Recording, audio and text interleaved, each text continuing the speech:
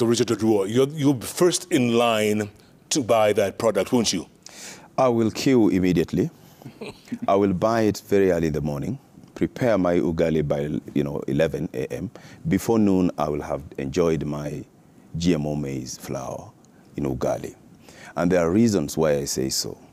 It's because this technology, we must start.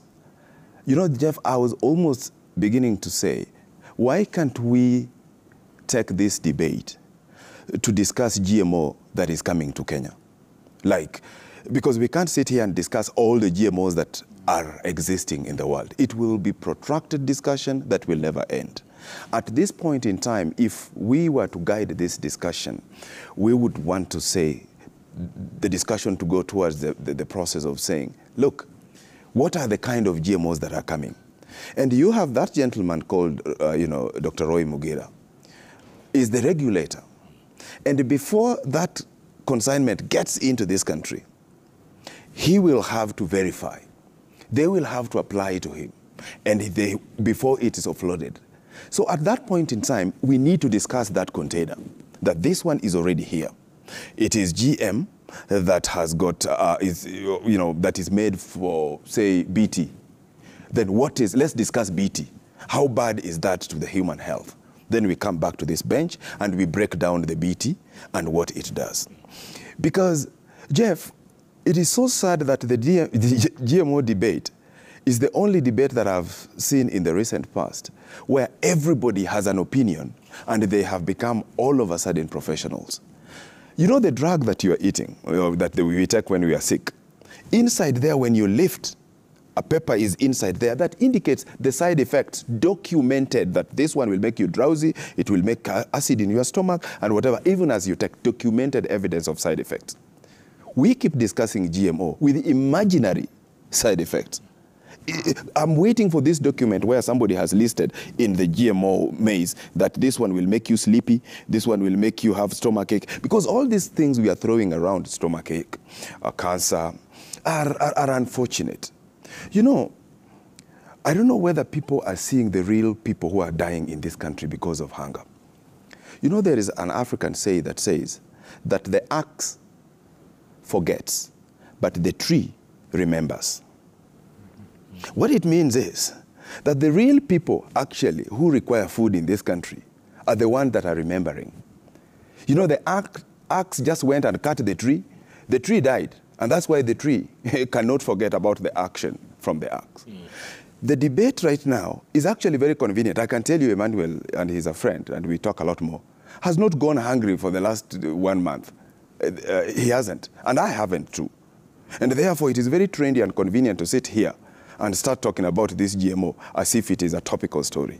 The real Kenyans who are suffering, and we are contributing towards this rally campaign to feed fellow Kenyans. It is important that we hear their real voices. It will change this discussion, by the way. And I'm still looking forward to a point where we can take this discussion down there. But talking about public participation, let me just actually comment on that as well. You see, was there public participation when this ban was mounted?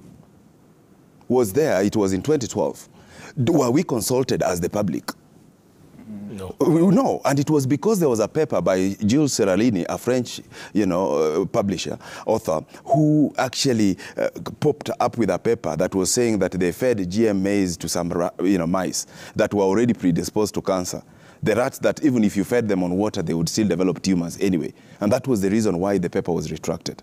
When that paper was withdrawn, countries that also panicked like Kenya did and mounted a ban lifted immediately. That is what a good country does. And that is why I keep saying, by the way, we are bashing this government, but it's the most cautious government that you can ask me. Because that paper was out there, but South Africa never banned. The paper was out there. In the US, they never banned.